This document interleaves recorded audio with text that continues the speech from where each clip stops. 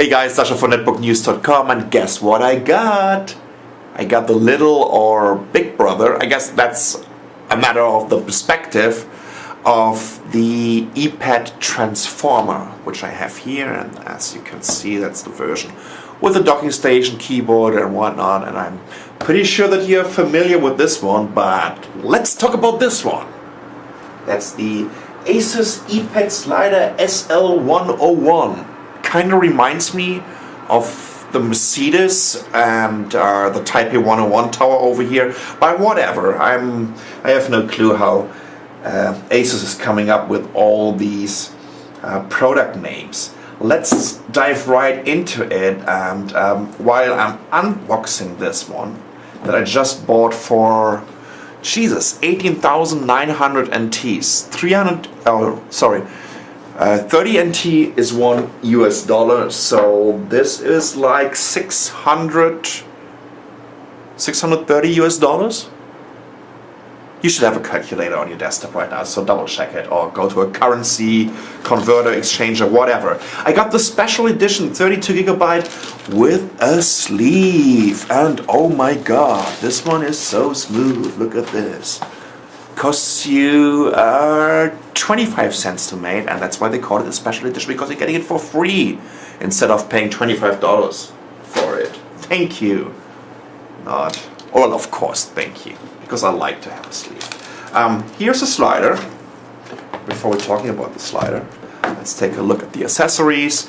We have a bunch of manuals here, and yeah, you know, all the boring stuff. And they're still using the standard PSU that I also saw coming with the iPad Transformer. So you can also use it with your Transformer, you can use it with your slider, even though it kind of makes no sense to have both of these devices, besides being a weird tech blogger that just loves to collect gadgets like me.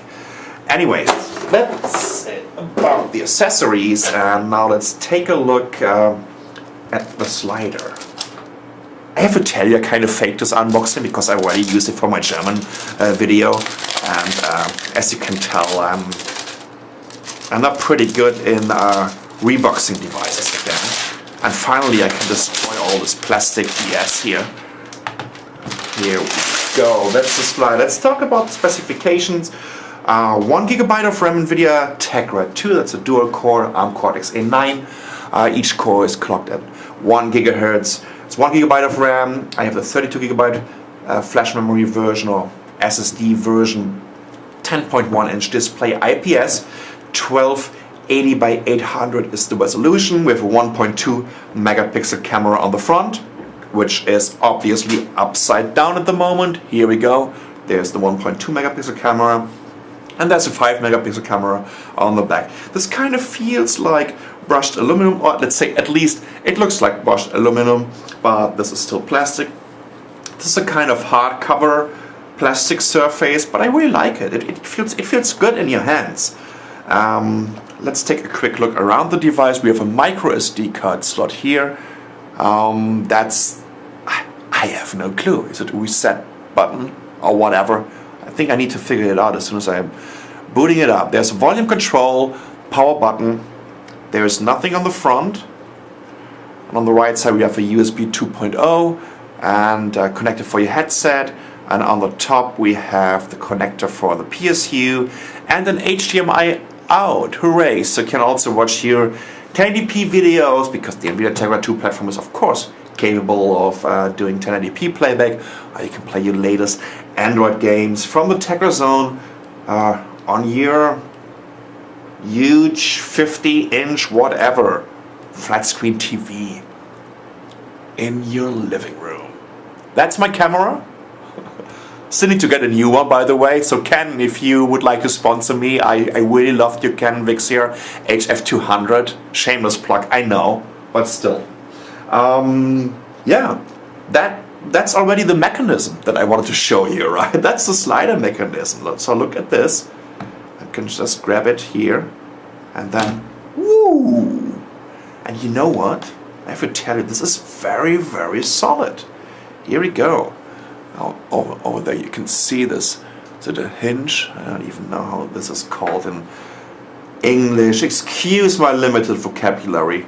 But I can tell you one thing, the build quality is very, very solid. I really like this. In general, this is something that I noticed about ASUS in the last 3 years. For me, one of the most innovative companies on the mobile computing market at the moment. They're really trying to do something else that no one else did before. Well, we've seen slider mechanism. We've also seen an HTC shift. But who is doing anything like this with an Android tablet right now? And who is also doing it with such a decent keyboard? I really love that. It's flat. That means you don't have any palm wrist or something. But it gives you great feedback. It's bending a little bit actually, but you won't notice it while you're typing. And so yeah, I just love it how this product feels in general. When you're holding it in your hands, it's very smooth on the edges. While if I would compare this to the Eee transformer, which is right now in its docking station, so let's get it out of here. Here we go. When you're holding this one, it's kind of edgy, right? It kind of rough edges here, and as you can see, it's also a little bit wider just to match this 10-inch keyboard form factor. This would be something that I would like to point out next. Let's make sure that I can get the transformer back into its docking station. Okay, here we go.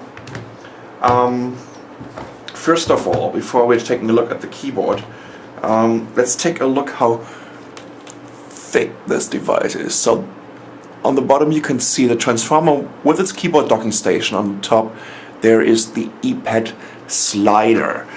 There's definitely a difference in terms of weight. This is 960 grams, but it feels kind of light. Well, this was docking stations like, I think it was like 1300 grams. So, but of course, when we're just using a tablet here, oh geez, the tablet transformer was like 660, 680 grams. Too many specifications, I tell you that. Why can't all manufacturers do the same tablet? Just rebrand it. Just kidding, sorry.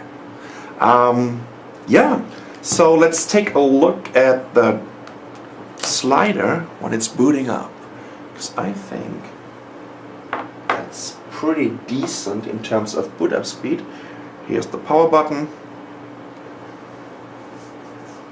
Did I tell you guys that it sports a 1.2 megapixel camera on the front and a 5 megapixel camera on the back? It comes with Android Honeycomb, as you know, and we're going to check out which Honeycomb version it runs and what pre-installed apps we have here.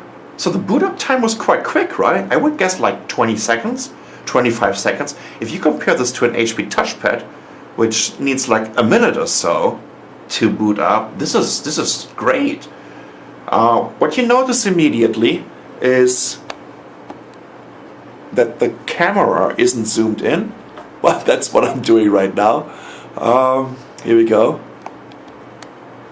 So we have this customized Android Honeycomb experience from ASUS. So we have different buttons over here. These are customized widgets. There's a weather widget, there's an email widget, and it's this ASUS background, or is this a Honeycomb background? I don't even know. I think it's an ASUS background.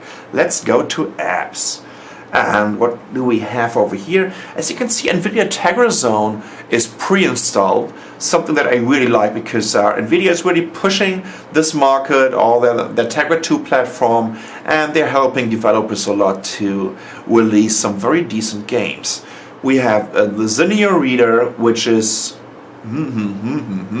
okay, and we have this MyCloud and My Library and MyNet. These are services from ASUS where you can access, extra backup service over the Eee whatever cloud. So go to the asus.com, asus.com. My pronunciation. I'm always keeping this old pronunciation of ASUS. We have Layer, which is an augmented reality app that I really like. It's a location-based service, so you're using the camera of your device and then you're just moving around, and it will just put extra information on the wheel picture. So where's the next ATM, where's the next restaurant, and whatever. We have a file manager that we've already seen at the at the ePad transformer, but that's about it in terms of pre-installed software. A little bit disappointing. Come on, get at least one game on there, right? Just to show your users about the graphic performance of this device. But what we can do is we can go into settings, and we're checking out which Android version. Here we go. It's Android 3.1, and I'm pretty sure that we should expect an upgrade on 3.2 very soon. The interesting part of this is here, this mobile dock version. This is something that also shows up on the ePad transformer as soon as you put it into the docking station. So of course the docking station, or the keyboard docking station itself, is kinda attached to the slider, as you can see, and as I already told you before, and as you know. So I guess that's about it, right? In general, in terms of build quality, hey, congratulations ASUS, you're doing a fantastic job recently. The keyboard is great feedback.